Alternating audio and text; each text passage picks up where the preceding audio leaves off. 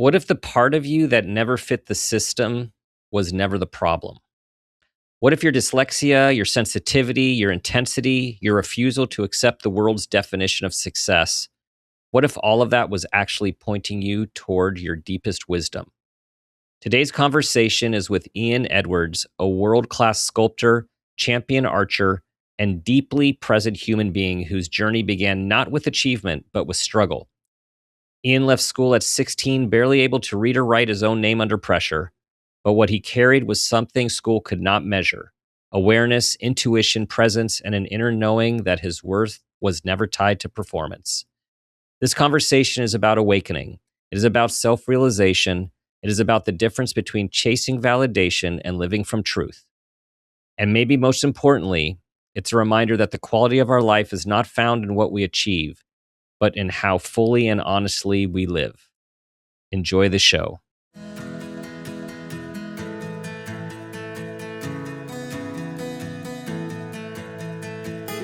Welcome to Make It a Great One with Dr. Dan. This show is all about bringing hope, connection, awareness, and wisdom through meaningful conversations that inspire us to be better versions of ourselves and have a positive impact on humanity.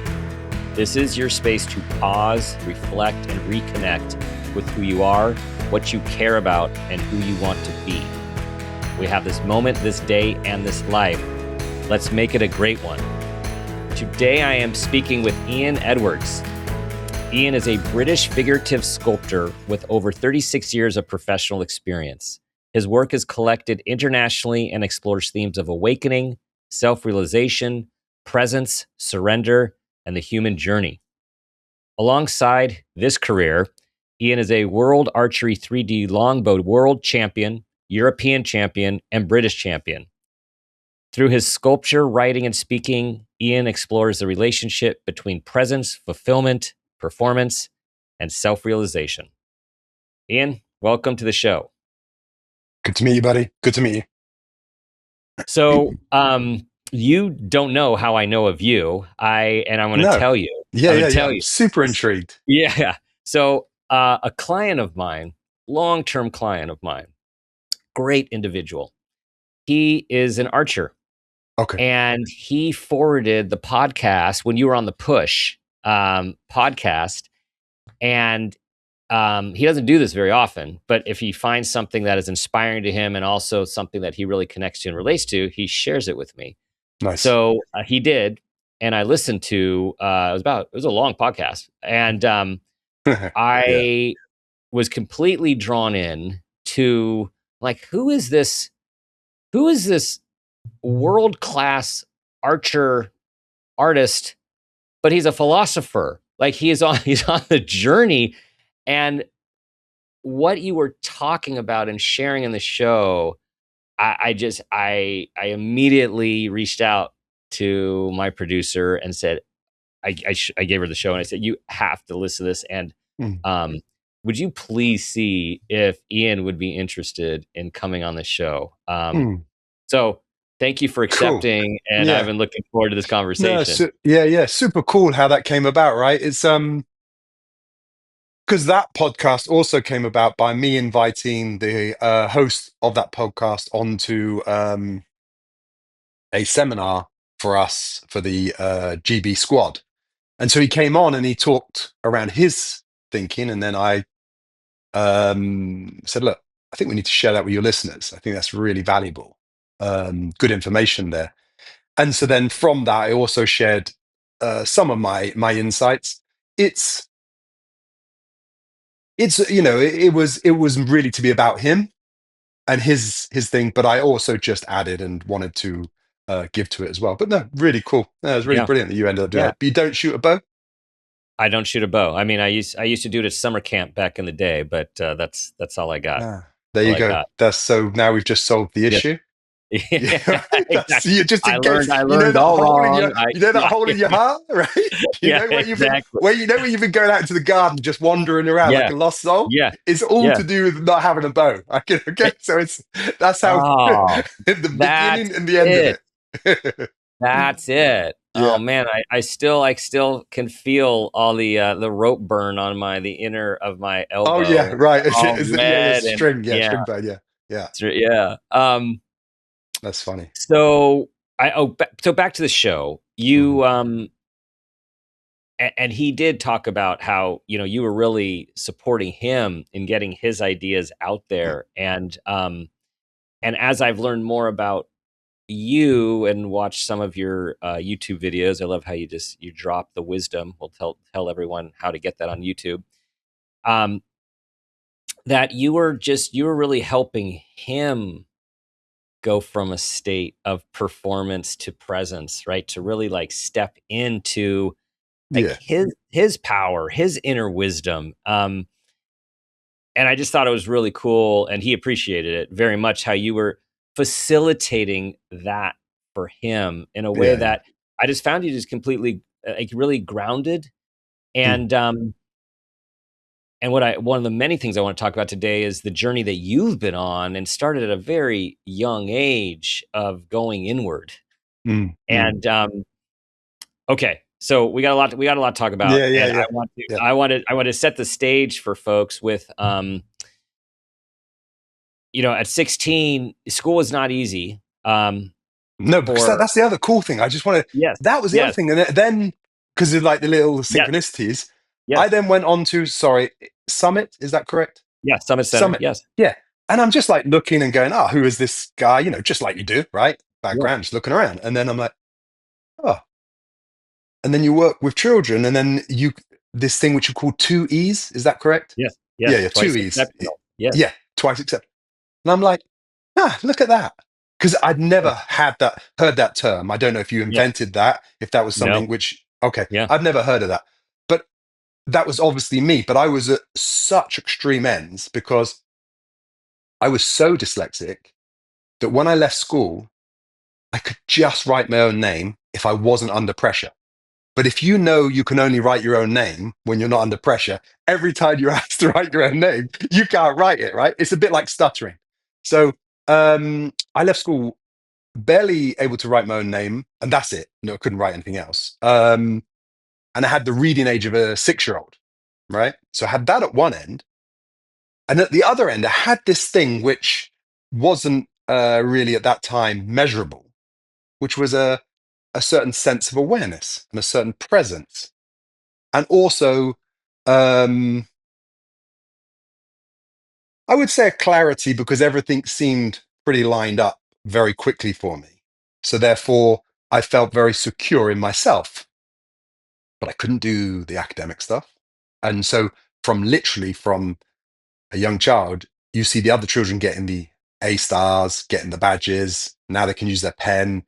They and so without them saying anything, what you're hearing is fail, fail, fail. And I'm like, okay, I just can't do this thing. And the frustration and the pressure on me, hmm it starts to attack you. So then it was a lot of pressure on me. But then at the same time, as then school went further, because I couldn't read, they'd put me in special classes to try and right, read more, which was just like, banging your head abs- against the wall, yeah, yeah, yeah, complete waste of time. With this huge thirst for learning. So when I was in class, I wasn't learning other than if they spoke or we watched a video. So I was like, you know, and I didn't do artwork. Why not? Well, artwork's for girls. That's obvious, right? I came from a working class family, right? Who does artwork? Um, Made a career of it. So it's it was a strange time because I was had this high level of confidence. That's all I can say. But mm, it is not like confidence to be able to do something. I just felt very secure in myself, right? And freaking love girls. From an early age, I was into girls. So school, there's lots of them there, right? I'm like, I'm living my dream to a certain degree, but the learning part wasn't happening. Um, so yeah, it was a really strange time because it was like I was completely untapped, untouched, at the same time having this really frustrating thing going on. hmm And then the thing which I would look the teacher in the eyes and I could sense you. I would know you straight away. I could see who you were, right? Um, so you're not, doesn't matter about the authority you held or any of these things, what the role you were playing. I'd just look you in the eyes and I'd know where you stood in yourself. And how do you measure that ability? I had no language for that, right? How do you No, measure no, that ability? No schools going, oh wow, Ian has that thing. right. That's not happening, right? Um, so yeah, it was a really funny time. I do clearly remember though at primary school we would have maths and English in the morning, which was like torture at primary school because at that point I still thought it meant something. Um, and then I'd have making things, arts and crafts in the afternoon. And I just clearly remember falling in love with arts and crafts. And what I fell in love with was the state of mind whilst creating. I would go into a state of presence, right? Or flow, Mhm. whatever you want to call it. Doesn't Right. matter. The term doesn't matter. But that's what I would go into. And I clearly remember in that class that happening. And there was a child called Christopher who had emotional issues. And me just looking and just observing, and something in me saw something in him, the suffering, right? And I was 7 years old, but the two things came at the same time: the ability to find presence through the artwork, through creating, and the watching the individual struggle in themselves with Mm. Yeah. whatever that he was going through, whatever the child was going through. Yeah, so that was it. So I left school at 16 with no qualifications whatsoever. I remember going into the headmaster's office. He called me and I was playing American football of all things because it became fashionable at one point for these mini American footballs to throw Oh them. yeah. Oh And I was yeah. I just, remember. yeah, Yeah. throwing Yeah. that in the street. Yeah. And the headmaster came around in his car and caught us out on the street and said, "What are you doing?" To my office. And I said, "Oh, it's no problem. It's no lessons." He said, "Well, what do you mean there's no lessons?" I said, "Oh, they're having their exams." He said, "Well, what about your exams?" I said, "I'm not taking any." And he's like, "What do you mean you're not taking it?" I said, "There's no need." He's like, "Why not?" I said, "Don't worry. Life will set me my own tests. Your tests won't work for me." And he said, "Right." Called my mum. And my mum went, like, basically, like, good luck with that one, right? Yeah. Because we've already had this discussion with him. Um, so I left with no Wow. qualifications. Yeah. Super, super uneducated, though, right? Actually, not just no exams. The Like real thing of school. in the formal sense. Wait a sec. I have to stop you here for a second because there are so many things in here, so many things that I want to highlight Yeah, yeah, before please. we move on. So one, first of all, for listeners, what Ian's talking about is the term twice exceptionality, which if you think about it, think about a bell curve, and people who are twice exceptional are usually multi exceptional, have abilities on the extreme high end of the bell curve, cognitive ability, artistic ability, leadership ability, performing ability. Ian clearly has several of these from what little we know of him already. And then on the other end of the bell curve, you have other challenges, neurodivergence, learning issues, autism spectrum, dyslexia, can be anxiety, depression, mood disorders. And those discrepancies we call extreme asynchronous development make it really confusing and challenging, often for the individual themselves, but particularly for the adults around them, to try to make sense of how they can do some things at such a high level, or think at such a high level, or perform at such a high level, and on the other side, like maybe not be able to spell your name, right? So like here you Yeah, are as someone who is clearly highly intellectual, uh, introspective, and I would say articulate. I am guessing at the time, verbally, which the way you could express yourself, and yet you can't read or write. So that's one thing. Just big picture for everyone. The other thing that I'm so curious about, having yes, a center where that we specialize in these types of individuals. mm. And if you don't know, I don't think about me as I'm dyslexic. My family's Okay, dyslexic, and okay. I didn't know any of that about myself when I went into this field. Um, Found out when the third of our three kids was diagnosed after I was, quote, a dyslexic expert myself. So that's a whole Yeah. nother story. So clearly I wasn't as severe as you, because Mm. you can't miss that.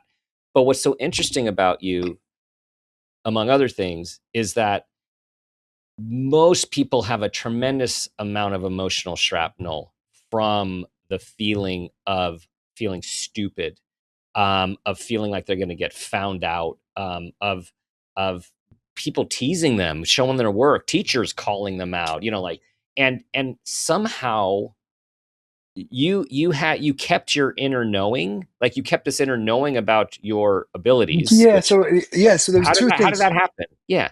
Um, Look, I came from a working class family, and my dad I come from, that's who my parents are, and bless them, brilliant parents. And my dad's dyslexic, and he carried shame about this. He would hide it, right? Right. And I'm like, and I felt some of that, because obviously you inherit some of these things, and I felt that, but I was like, really? Because don't get me wrong, right? When I say this, right? But I'm really like, but come on. When you stand toe to toe with me, I can sense my capacity and I can sense yours. So what are we? Because very quickly I started to realize that if someone was born without an arm, are they less than? Right? So when do you become less than? Hmm. So I always thought physically, I just found it easier when I was younger, right? Or if you had no arms, are you less than the one who had one arm? Right? You start to like, okay, then take the legs off. Then what? At what point? So what are we talking about? Because really what we're speaking about is ability, that my self-worth is tied to what I can do, ability. Because obviously the guy with one arm is not a great swimmer, right? I'm not being cruel, but he's not, right? I'm going to outswim him every day of the week, right? But the point is, right, is this, that I'm not a great reader. But that's because a part of me doesn't work correctly. Simple as, right? But that's not me in the sense, because quite clearly I inherited it, right? Quite clearly I inherited my dad's hair and so on and so forth, right? So your self-worth becomes tied up in it when two things. One, you look for self-worth through outcomes, right? That's the crux of a lot of it. But also when you identify with the body being you. And if you only have one arm and you are then less, right? Because you only have one arm, right? If you identify with that thing. But I sensed very early on that that wasn't me. I Hmm. didn't, but I didn't articulate it like I am now. Okay. Not early on. But I got certain basics clear enough that, Right. because look, they would say, I would be in the system, and the system was get great grades. That's a winner. This is quite simply what they told you, right? So Yep. that Yep. then you can end up with a Right. great job, so you can have great money, They right? still do, and Right? they Okay. still say And they that. still Yep. do. So I'd be stood Yep. there with the Yep. teacher and going to them, and you work at this school and you drive that car. So you obviously messed up, right? So if we're going to go anywhere with this, you've basically failed already, right? If that's what winning is, accumulation of stuff and so Mhm. on, right? Do you see what I'm saying? From a very basic child point of Right. view, this is how I'd push back on them. Um, Yeah, you're very inconvenient though, Ian. So like you are the way you could look at teachers in the eyes, that was uncomfortable for them, because yeah, when we go back to this larger conceptual of like twice exceptionality, there are some individuals that are very high in many things and then very low in social awareness, and understanding social nuance. And then there are others like yourself that have very high emotional intelligence, and many of them are on the dyslexic profile is one that, this is the other side of the coin. And so at a very young age, you could see into someone's soul, you could size them up. And another thing that I would say, one of the reasons that I went into psychology, still on a traditional path, but one of the only ones that I felt I actually could do well was that bullshit detector, right? Like right away, yeah, you could see at an early age what just doesn't add up. yeah. That's right. Exactly. And so yeah, so I didn't have too much problem with that. Plus, look, and this is the truth of it as well. To give you the full picture, my family came from the East End of London. the East End of London is a very rough area. Okay. My mum and dad aren't really rough people at all. They're lovely people and have worked hard and, and done very well for themselves. But nevertheless, by the time I was 7 years old, I had a boxing bag in my bedroom. And my dad, taught me how to throw a punch.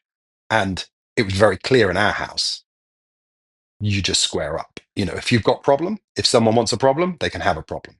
That's how dad brought me up. So again, as a young child, you're conditioned by your family. So if anybody wanted to call me a name, bang, let's go. And that was absolutely at the time. It wasn't until I got to about 14, 15 that and no longer live like that. But at the early years, oh, I'd have a punch up in a second. I in primary school, I'd been hit by the slipper more than any other child in the school's records for fighting, because I was happy to have a fight. My mum always said I was always defending other people. So yeah, that's how what done that. So, but but very quickly, certain things were dropping into place, and I left school at 16, and 16 is so young that you know the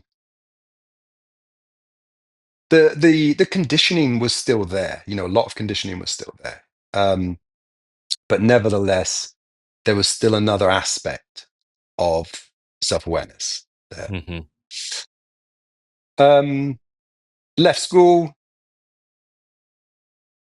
Lo and behold, I ended up in an apprenticeship in wood carving. What it was, my mum said to me one time, right, you're going to come into the family business, which everyone assumed.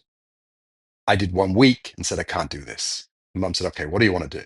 I said, do you remember when I used to shave the bark off of sticks with my penknife? I said, it's something like that. And she looked at me and went, nah, there's no jobs which look like that. And I went, okay, working with my hands with wood. Because you must understand how uneducated I was. Because there was no YouTube. There was nothing. There was literally, I think there was only 2 channels on TV back then, right? Okay, so there's Right. only two, and they were on half the time, right? In the sense, the rest of the day they weren't even on. So yeah, but it was very fortunate. We called a local joinery company. My mum said, okay, they do woodwork here. And I said, no, that's with machines. I have to be working with my hands. Because I always describe myself, I was like a mole. I was blind, just trying to feel that thing. I sensed it. Whatever that place was, which I touched when riding my bike. So if I rode my bike, I'd go into a place of presence. If I was skinning sticks with my pen knives, I'd go into a place of presence. So this was what I was looking for, really, because I knew nothing about wood carving. Obviously not. I literally almost knew nothing about anything. So, lo and behold, they said, "Oh, a wood carving shop's just moved down from London," and I went there. We turned up. I was just blown away. All these wood carvings all over the wall, and what it was early 16th century to late 18th century ornamental wood carving. So it was in the period of Grin and Gibbons. This is like the golden age. So a lot of the National Trust buildings in England would have this type of ornamental work. So went in, saw them. They said, "Yeah, sure. We'll try him out, see if he can actually take to wood carving because it's a very hard skill and so on." And it was like I'd gone home. It really was because I get to all day long work with my hands. There's no reading because up until this point, everything involved reading, right? But I don't need to read. I don't need to do any of these things which I can't do. Yeah, cool. But the fascinating thing was at the same time, so there was 2 bosses, Ben and Ray, and then there was 4 other young guys in the studio. And Ray was awoken, right? No other way of putting it. To what degree was he awoken? I've never personally met anybody yet more awoken than him. Mm. So he was awoken enough, right? It wasn't your average person by any means. And yeah, went in there the first day. So because it was only in the village next door to our village, I rode there on my bike. And the first day, me and Ray got talking. How old was Ray at the time? Would you say? I think Ray was about 52 at the Okay. time. Yeah. Mhm. But to give you an idea, Ray was a very unusual character. Okay, so he was from Trinidad. He was mixed raced, a lot of Portuguese in him. Um, but he was incredibly mentally sharp, right? But also slightly fierce. So he was an absolutely intimidating character to converse with at times, right? Even though he was looking after us, doing whatever he's doing. So the only thing I can describe it is maybe like a Zen master, or more like a monk who's does kung fu. Because one thing you knew with Ray as well is that he was very physically capable too, right? And you knew it. And there was nobody messed Ray around, let's put it that way, right? Nobody in the studio, because it's all young guys, 16, 17, a lot of lads talk. We're not like little wallflowers, right? All of us, we're like guys. Um, but Ray was, and he was very strict as well. So no music could be on in the studio when Ray's in the studio. Tea would have to be made on the hour, every hour. And if you didn't do it or you were late, he would question you, but he'd question you in a way that you had nowhere to go other than apologizing, right? But when you're 16, you don't want to apologize to anybody, right? It was this type of relationship. So yeah, but we just got talking, and Ray would then question what you were saying, and very quickly Ray saw that I was seeing what was being said. So we just continued to investigate and investigate, and I would say I was trained as much in self-realization as I was in wood carving. Yeah. And when I left Wow. the studio, I didn't actually go on to wood carve once I left. I went on and then started sculpting figurative sculptures.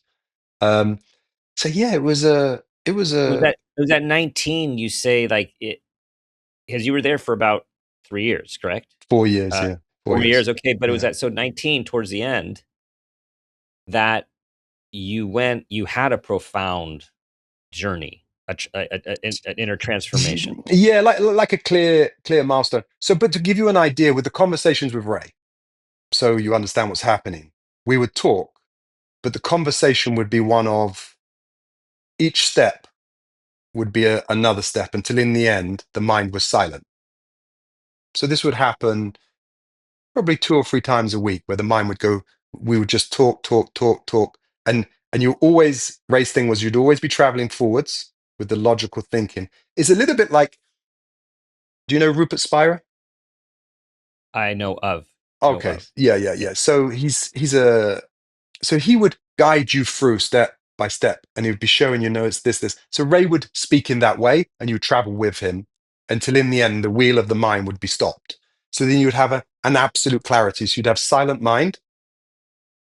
And then when then he would ask the next question, you could see the clarity of the meaning of the question.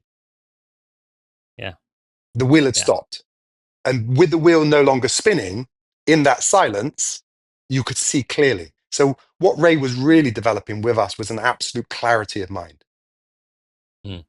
But you travel with him each time. Yeah. So that would happen 2, 3. So by the time I'm 18, we would have maybe somebody else come in the studio and they would ask Ray a question. Because that's, people would come, right? When you have someone with that level of clarity, people would turn up. And all the young guys would be like, "Zzz," right? Okay, here we Yeah. go, right? And we'd be listening and we'd travel. And then we'd see how they're lost, how their mind was spinning, right? How their conditioning was coming in.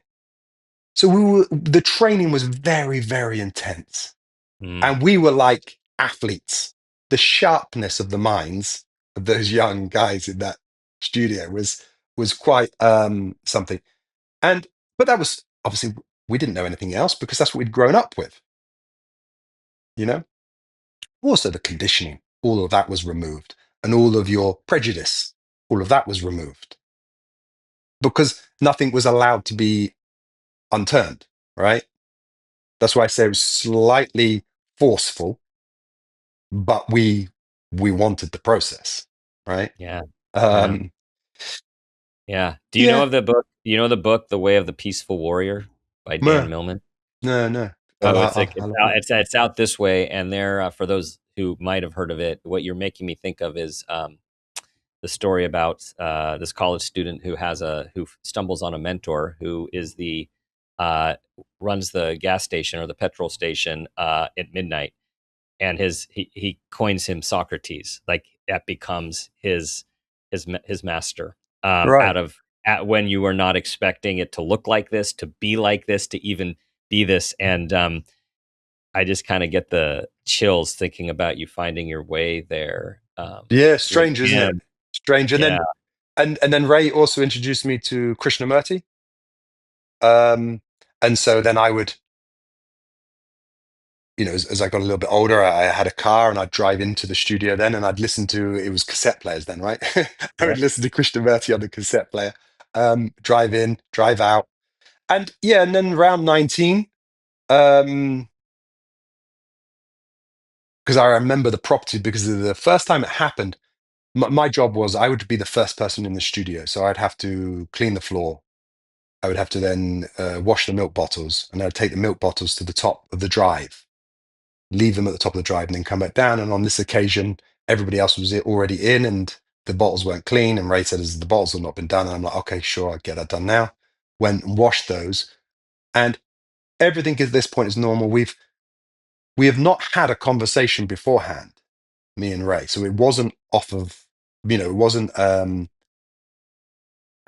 springing from that point. It was just literally take the milk bottles up, took the milk bottles up, dropped them off. Halfway back down the drive, I just glanced down, glanced up, and it was like I'd just been born. And then I sat down then on the floor of the drive and I picked up a stone, like I was seeing the stone for the first time. Now, we'd done many exercises like this where we would hold a fly, catch it, like have a little fly on us and just meditate on the fly. Ray wouldn't necessarily call it meditate either. He would just say, look at the fly, look at the fly. But it was with an intensity that you looked at that fly with everything you had, right? Um, or a feather, just look at a feather. And these things you would see then the divinity in the feather, right? It became obvious in that state. Um, but this case, I picked up the stone. I'm looking at the stone, and then I flick around to my thoughts, but the gap became huge between my presence and thought. But the thought didn't stop. It wasn't like the silent mind thing where we brought absolute clarity. The thought was still just trickling, not much, but just trickling. And I'm like, just looking at it. And I remember then I turned and I looked down to the studio and I saw Lee smile at one of the other guys in the studio, Lee, one of the younger guys, smiling, looking at me, sat on the floor in the middle of the drive. Right? And I'm just smiling back at him. But then I see my thoughts start to talk, but in a way which was completely different to all the other times when because all the other times it was like a point of clarity came about, which allowed me to see thought. This just appeared on its own, and I was still having everyday thoughts. It hadn't stopped the wheel. The wheel was just doing normal stuff. And I walked back down to the studio and I'm grinning. And Lee's just grinning at me back through the window. We're guys, right? We're young guys. I'm 19 years old. And I walk in. Lee's like, you okay? And just like looking at it, he's like, oh, he's gone. He's gone. And I just went on and done my work. But that's the sort of environment we were in. We didn't even talk about it. Just got on with my work. Isn't that strange? I even think that's strange now when I think back. Um, and then one of the times, all within that stuck with me for, I would say about 2 months, where the two didn't join up. But I had one where I woke up in the middle of the night and I went and I opened the curtains and I stared out into the darkness of the night. And it was just an extremely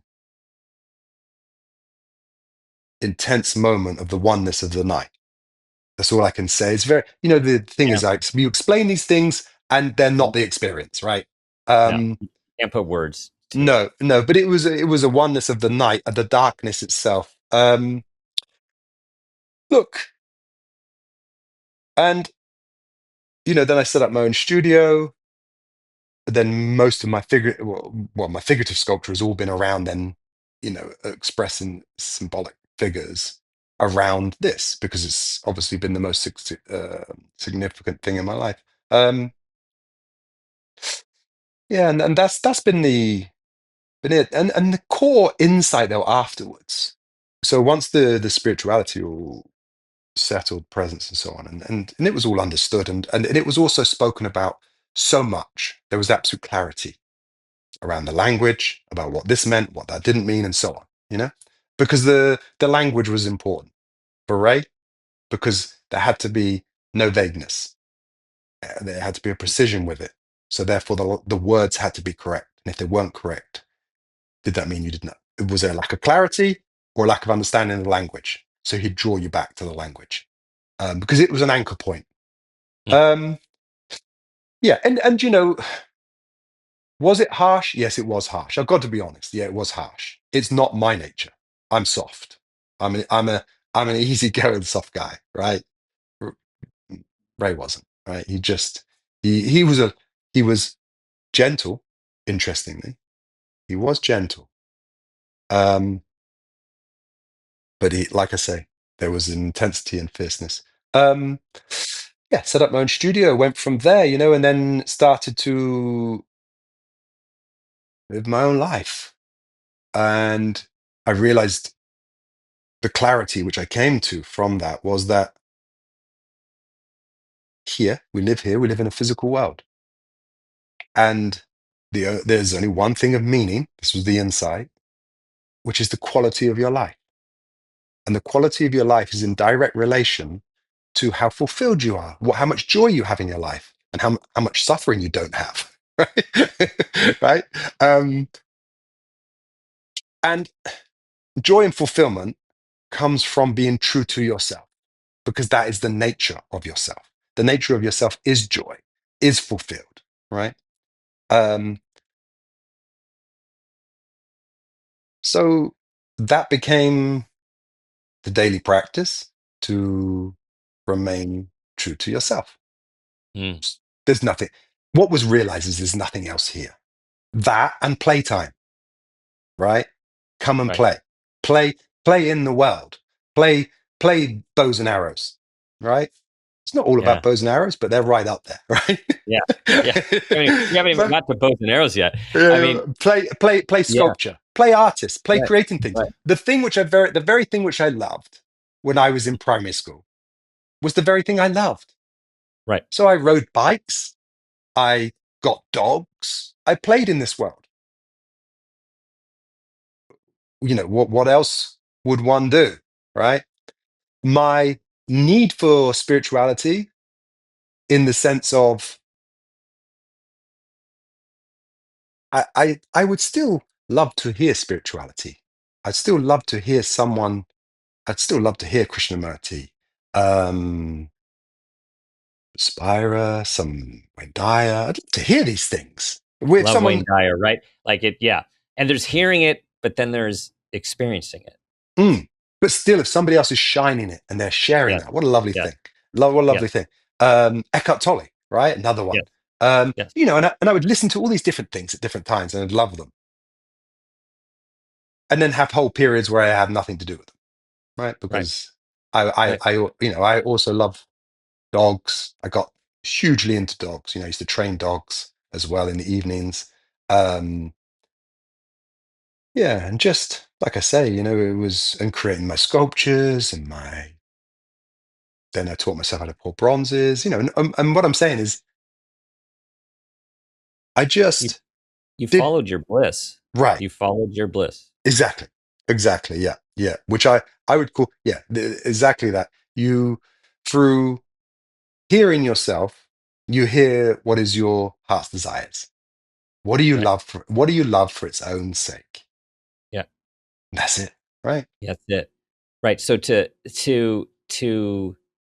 distill everything down in this complicated world that is getting more technological, and all of the chaos and all of the stuff that we all have in our local, regional, and global existence, for you to bring it down to, well, the number one thing is the quality of your life, which is about personal fulfillment, which ultimately is about being true to yourself every day, and as much as possible every moment of every day, to be true to yourself. That sounds so well, I wouldn't say it sounds simple. It doesn't sound simple for those of us who try to do it. It's like it's so poignant. It's so poignant, and from an early age, we are conditioned to not be ourselves. Like we start as ourselves, right? We come into this world as whatever our self is, and from the moment people are commenting about what we're doing, what we're saying, what we're not doing, how we're performing, how we're not performing, what other people are doing, we're looking around, particularly those that even have social awareness, are like, whoa, look at all these people. It chips and chips and chips and chips, and we're chipping away, the opposite of making David, right? Chipping away everything that was not David. It's the opposite. We get chipped away until we're someone that it's not us. And what you're describing is the steps back to, which I think we believe, we want to tell everyone it's like never too late. It can be harder, but it's never too late to truly try to find what moves you, and also on a moment by moment basis, to be honest with yourself and with others, even when it's often not going to be popular. Yeah, and you make a really good point there. Honesty is a lot more than it would first appear on the surface. Because honesty really has to start with yourself. And can you be honest with yourself? I mean, like, because what it is, honesty really comes down to motives, right? Because when you're really honest with yourself, then you've got to be really honest about your motive. And then you spot it. The self-seeking mind has a very clear motive, right? It's got an agenda, right? So whatever you've been pretending, you're just lying to yourself. You're kidding yourself, right? Because it's got an agenda, right? Because that's the nature of it. The self-seeking mind, the nature of it will always be to self-enhance. Can't do anything else, right? So if you're not seeing it doing that, or you don't see that it's doing that, is because you're either lying to yourself or you haven't brought enough awareness yet of honesty of awareness to yourself, because there is an agenda there. It Mm-hmm. is always looking to self-enhance. It's always looking to make itself look better somehow. Do you know about me? Oh yeah, right. Yeah. Do you know who I just bumped into? Yeah, right. It's this constant drama is all about that. There's Right. not it does nothing else, The right? The whole ego. wheel, yeah, The the ego. ego, perfect, the ego. I call the ego the self-seeking mind. Yeah. It's a self-seeking missile, right? It's always on. It's relentless, and that's why the pressure, the exhaustion, all of that stuff, because it will never stop. It never stops running, right? That's when people say, Right. "Oh, burnout," right? Yeah, you just got had. Yeah. Basically, that Yeah. self-seeking mind took you as far as you would go, and you just kept Yeah. going, right? Till your legs fell. Well, when I think about your moment, that maybe that first moment of clarity, of awakening, and I think of, you said, Eckhart Tolle, right? So be power of now, and then Ram Dass, be here now, and you were able to you experienced, I was gonna say achieved, like, well, this isn't about achieving, right? You experienced a state where you were both fully present and detached, while at the same time being able to observe your running human ego Yeah, mind. very strange thing. Yeah, very Yeah. strange thing. Not a natural state, and it broke through, like I say, like within probably the first week of being around Ray, it broke through. Um, but it was always just below the surface. To give you an idea, when I was like 15, we had this local club, like disco. Remember discos? Disco, the good old discos. It was a disco, and it was at Perry Street Club, which was basically a football club, but upstairs they had this dance hall. Dance hall. Whoever calls them dance halls? My boys would be laughing at me now, right? Um, it's a disco. So I was in the disco, and I want to, obsessed with girls. I want to impress this girl, whoever it is at the time. I don't know, right? Trying to act cool, and you're all there with your buddies, and by this point, you've all got your little egos, right? It's all happening. And as I walked out, there's from the dance area was like an archway. As I walked through, there was a moth here on the side, and I turned and I looked at the moth, and I saw the moth for a minute, and again, didn't have any language at 15, obviously. I saw the divinity in the moth, and it's strange because it struck me because the reason why I think it's strange now looking back was because I was totally in my ego. Do you know what I mean? I'm at the disco, right? You're trying to look as cool as you can. You've got your best clothes on. There's obviously some girl there you really want. But I just walked by and just spotted it, and it just blew me out. And then I remember I walked home. It was like 5 miles.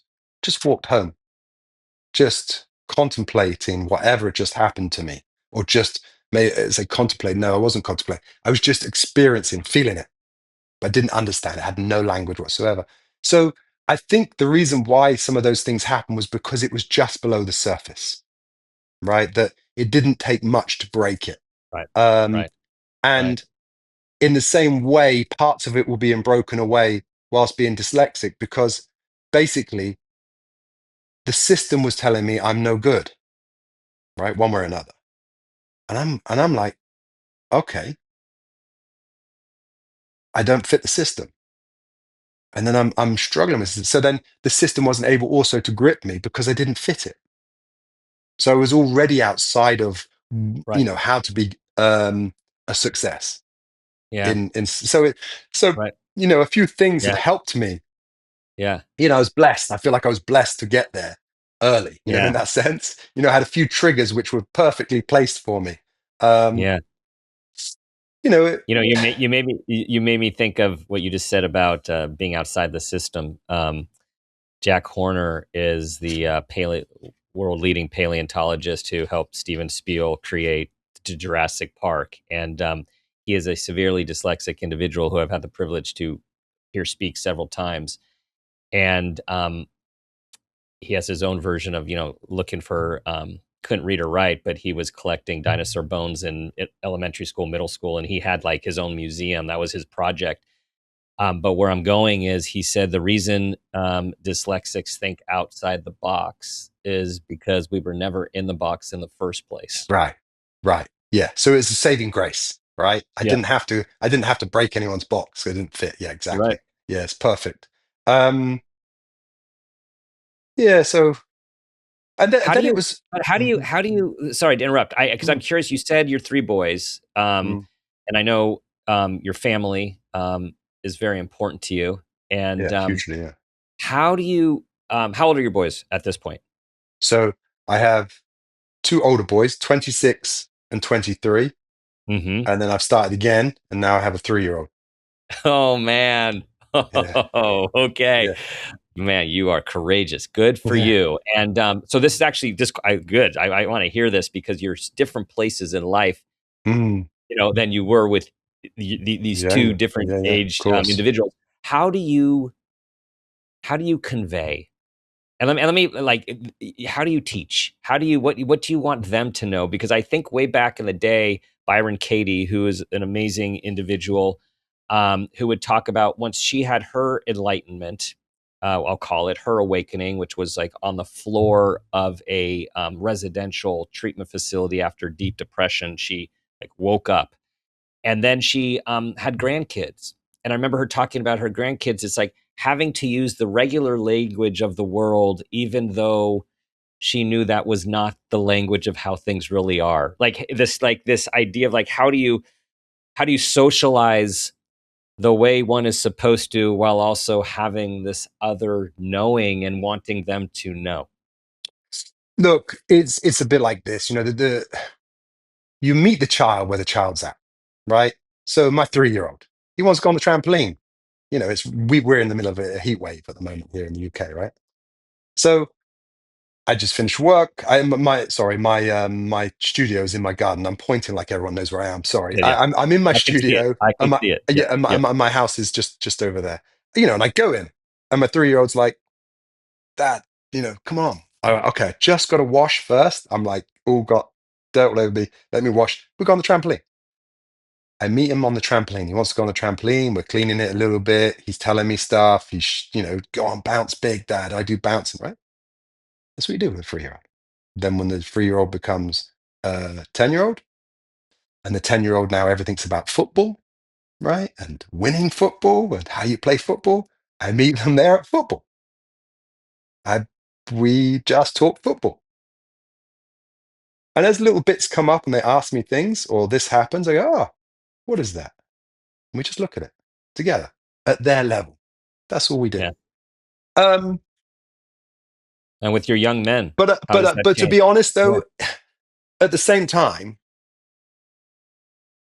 we develop our own language, and there's what we know is true. And something very early happened with the boys where it would be one week I was strict, right? They had to work their summer holidays, they had to do this, they had to do that. And I explained why, and then I just made them do it. That's because I understood that sitting around all day long wasn't any good for them, right? Also, it feels real good having the afternoon off if you've worked all morning since 7. So they'd have to start work at 7 with me, we'd have to start work early, and so on. So some of those things were a little bit unusual because they'd say, "Oh, their dads don't make them do this." And I'm like, "Yeah, I know. It's okay. It's cool." Right. But you are. Um, and then, because the boys still laugh about it now, they say to you, "You are brutal." Um, and then the other one was we would speak about it in this way, and I hope this doesn't come across in the wrong way, but the rest of the world does it and sees it like this, Hmm. but we see it like this. Yeah. Right? And it did become a little bit because we're special. But the reason why it was spoken about in that way was to give meaning. We've seen something, they haven't seen it yet. They are gonna see it. Understand that they haven't seen it yet. They will see it in Right. time, but we do see it now, and that's why we're gonna live on it now. Right? We're the ones who are a little bit ahead Yeah. of the ones who aren't Yeah. seeing it. But it wasn't meant in like, oh, we're special, like, oh, we're better than. We're Right. just at a different place. And because we're at a different place, we're going to live from that place. So one of the things was we would speak about early on is that um, a lot of people go to work and do a job. We will find our calling and allow the world to pay us. Right. Yeah. And I know it sounds slightly maybe arrogant. I don't know, but I really didn't. It doesn't. When you have young boys, it was like it was an anchor for them and something which they saw partly Right. themselves, but also Right. partly believed in because you had to condition them with something, Right. right? Because the Right. world's trying to condition them to live, you've got to live this way. And so dad Right. was making sure he was conditioning them partly as well and helping them also to see themselves. So then straight away, my oldest son, the 16-year-old, he he then set up he loved lifting weights. He's always been into weight training and fitness. So he went straight into that. He started creating a YouTube channel for lifting weights, and now he's lived all around the world. He's just moved from Sri Lanka. He was living in Sri Lanka for 2 years. He's now living in Australia. He has an online business traveling the world, doing what he loves. And we still, though, have very um, regular conversations which involve us looking at how he lives his best life, what that looks like, where Hmm. egos come in, how that's costing him, where he's got lost in his own head, where anxieties come in.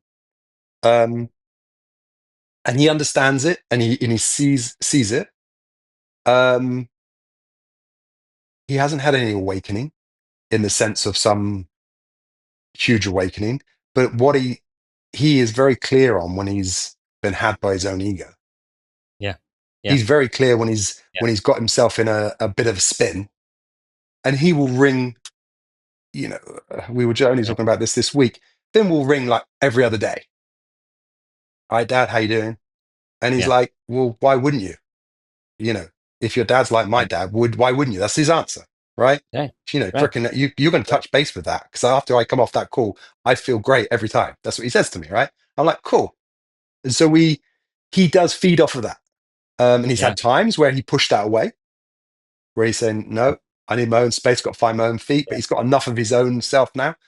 So Yeah. I hope that explains it. And then Noah, who's the middle son, he's at the moment finding his feet, Yeah. you know? So he's explaining to me at the moment where I've gone wrong in life, you know? Yeah. Yeah. Yeah. That's, Exactly. Exactly. which is brilliant, right? Yeah. Um, Yeah. Yeah. it's, Well, I like that. I like the way you have. I would try to paraphrase. You meet them where they are developmentally, and then as time goes on, you help them understand. In my language, what I've used with in my family and with clients, were like how the world works, yeah, like help understand how the world works and how people are perceived and how certain behavior might be perceived, and also at the same time trying to help them understand themselves in this world as unique individuals with that's it. choice. Yeah, And I will say, well, I will relate with you is having a family of dyslexics where some things are easy and some things are hard. My wife and I, we have spent a lot of time helping them understand why we often perceive things that a lot of people don't, and at the same time, there's a lot of things that other people find can do with ease that just is not in our wheelhouse. And yeah, and it's really about leaning in to the strengths, yeah. which is That's it. clearly what you've done in your life, and clearly what you've want espousing your kids to do. That's And it. I think it's a message for everyone listening and watching is it's to follow your bliss. I mean, and as we have to wind down because we might have to have a part two here. Is I like if you can just Yeah, I'd love to ask you some instead, questions. I feel yeah, like, yeah, damn, I should have spoke less. yeah, If this is yeah. it, I should have spoke less. I feel cheated. How could I'm you gonna do come this on. to I'm gonna me? come on your channel. I'll come on your Yeah, channel, and we'll yeah, do it the yeah, other way. You ask me yeah, a question. yeah. Um, Right. is so think about like serve this up for everyone, which is what you break down is what is this thing that we should be focusing on? I hate shoulds, but you know what I'm saying? Like, what is the thing that it would serve us to be focusing on in this one life, in this one place, with these people, in this dimension? What do we all think about it? But break it down to the essence. Yeah. Look, the first thing is as I say, there is only one thing of meaning here, and that's the quality of your life. And the quality of your life is in direct relation to how fulfilled and how much joy you have in your life. And joy and fulfillment come from being true to yourself. So once you have to fundamentally see that, because once that's seen, you know, then it's not in the sports car, it's not in the house, it's not in the achievement, it's not in the winning, it's not in any of those things. It's only actually the joy. Now, you may have joy from having a nice car. I understand that. But you have to be really, really honest with yourself and see where you are looking for validation from the outside world, right? Because every time you look to the outside world for validation, you end up then basically stepping over your own heart's desires, that which you love for its own sake, to get the validation, right? So you're really you're missing the joy of yourself and the joy of playing here through doing something to become somebody to basically you're going to the world and saying to the world, please tell me who I am, please tell me I'm okay, right? And so this is what's happening, but what do you do with that, right? What do I do with that? Yeah, great, well done, Ian. Right, what do I do with that? Because how do I stop that happening? Well, the only way you can stop that happening is by becoming aware of it.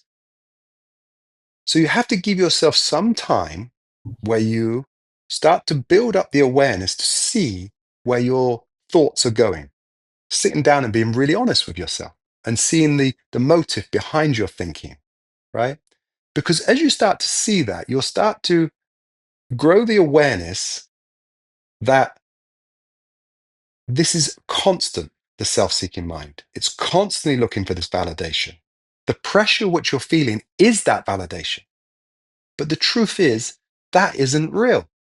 That's a thought. right? One household may be, oh, be clever. The other one is be strong. Do you see what I mean? Whatever role you're playing that role to get validation in that area. But we all have different roles and different areas of validation. But all of them are just thought made. They're just an idea. I know that it's real to you because they're your thoughts. But in sitting there quietly and watching these thoughts, you start to realize the reality of them is only because you have become so close to them. You're so close to those thoughts, you have been had by them. It's like the story has become you, Hmm. right? If you can, so how could you open up a little gap? There's many different techniques, but a very, very simple technique would be just to sit quietly and just focus on your breath. And you go, well, what does that do? Right? Sounds like nonsense. But just by focusing on your breath for a moment, what you've done is you've taken your attention out of the wheel, which is probably spinning pretty fast, right? Everybody's is, right? And the faster the wheel spins, you see, the less you can see it. It's like it blurs. And also it has then a gravity. As it spins faster, it has a gravity and pulls you in. It's like when someone says something which hits one of your buttons, you're triggered, you will be well in your own thoughts then. Not just that, you'll be generating them with a bit of emotion and you'll be, whoa, we're away, right? So, but when it slows down and you sit there quietly and it's a time when you've not been triggered and you're just breathing, you have no issue with anything, you just start to observe the thoughts. And as you observe them, you start to see a pattern happening. How, oh yeah, I was looking for validation there when so and so called. Or actually, I exaggerated that a little bit, didn't I? Look at that, yeah. You start to see what the mind's done, and you start to see the pattern of it. And what's happening is you're loosening the grip. A little gap's opening up between your identification with your own thoughts. That's a great practice. So maybe breathing. One which I Yeah. absolutely love is your wife, your partner, or somebody speaks, and you just listen. That's a lovely practice because one, you get to relax when they speak. Two, they get listened to. But when you really, really listen, again, you've come out of your thoughts. And then when you come back in again, for a second, you see them fresh. It's like for me, when I leave my artwork, when I see it again on the Monday morning, I haven't seen it for a little while, all of a sudden, I have an objective eye. I can see it for a second. And then I'm back into the artwork. You're back into your thoughts. It's gone again. That's the practice. That's what I would put forward. Yeah. And you can call that meditation. You can call it present practice. Doesn't matter. A lot of that is just words. Yeah. And An but that awareness. That's awareness, awareness. right? Yeah, Yeah. bring awareness to the thinking, to Yeah. the Yeah. who you think you are. Yeah. And one of the many things that I am drawn to about you and this conversation is you are an accomplished world class, world champion archer. And besides that bow hanging in your background there, we didn't even talk about it or need to talk about it. We would get there if we had more time. But the point is how I feel you model being the essence of you, who you are, not what you do. Thank you. Yeah, thank you. Appreciate it. I want um, uh, you to tell everyone where to find your work. And before you do, I just have to say that, and I've heard other people talk about your work this way, and I understood it once I saw it, which is your sculptors are they're moving. I mean, it's profound to experience your art, Thank you. and um, and I want everyone who's watching or listening to actually go check it out. So please tell, because there is a feeling and a story and a personal experience when one looks at each of the pieces that you have on your website. Oh, thank you. Thank you. Yeah, so it's Sculptor Ian Edwards. Sculptor Ian Edwards on Instagram, YouTube, and then my website as well. Yeah. So yeah, please have a look. And if anyone wants to reach out as well, I'm super chill. I'm a really easygoing guy. You ask me whatever, like I'm, yeah, yeah. really, really easy going. Yeah, and check out the YouTube because there's just a bunch of 5 minute to 10 minute short wisdom bombs. You just kind of like click on one, and you're gonna get your. Do you just is it like your thought of the day? Because I get the sense that you kind of have No, an do you know idea how what that you want do to you know talk how that came? about. All right, no, do you know how that came Yeah, about? yeah. My wife went, "You should do a YouTube channel." I'm like, "All right, what do I do on it?" She said, "I wrote you out questions. You're going to answer these." That's how it happened. That's Oh, how it happened. brilliant, That's literally how it brilliant. happened. And then the other day I went, "Oh, I didn't do one or whatever." She said, "What are you doing with have you answered this other question?" "I haven't done it. I'm really busy." She went, "That's the problem with you. You're never consistent." We had an Oh, it's so argument good. about YouTube. Isn't that That's funny? so good. But That's yeah, so so good. it's they're Yeah, questions which she put forward for me, and I go through them. you go Um, for them. Yeah, yeah, yeah. See what comes through you. yeah, Um, exactly. yeah. Ian, thank you. Thank you. Glad we're connected, and I'll look Yeah, forward cool, to doing this again. So, brilliant. Thank you very much. likewise. Thank you. Yeah.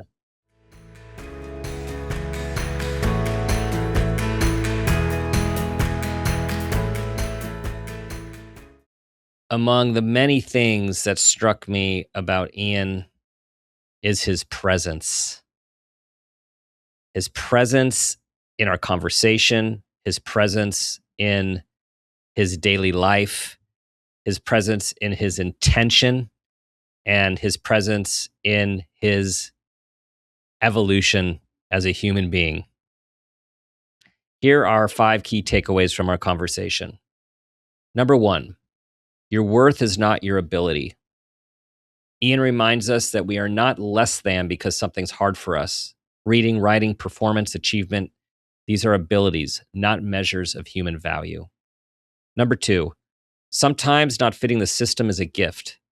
Ian's dyslexia kept him outside the traditional box, and that distance helped him see life, people, and purpose with unusual clarity. Number 3, presence can be found through what we love. For Ian, creating with his hands, riding his bike, sculpting, and even shooting a bow became doorways into flow, stillness, and deep awareness. Number 4, the ego is always looking for validation. Ian calls it the self-seeking mind, the part of us constantly trying to become somebody in the eyes of the world. Awareness helps loosen its grip. And number 5, fulfillment comes from being true to yourself. The quality of our lives is directly connected to how much joy, presence, and honesty we allow ourselves to live with each day. Take all of that in with me. I will be reflecting on this conversation for some time and trying to embody the concepts we talked about. We are interested in what you think about this episode, so please feel free to leave us a comment at Dr. Dan Peters on Instagram or reply to any of our social posts. Please share this with anyone and everyone you think will benefit. Thank you for being a part of our amazing community and bringing your people to us. Thank you for subscribing, your 5-star reviews. And as always, we have this moment, this day, and this life. Let's make it a great one. This has been a Peters and Rossi production. Make It a Great One with Dr. Dan is produced by Amber Miller. Our engineer is Phil Rossi. Theme music is Uplifting Folk by Awesome Music. Artwork by Kelly Dwyer. Follow us on social media at Dr. Dan Peters. For more information, visit drdanpeters.com.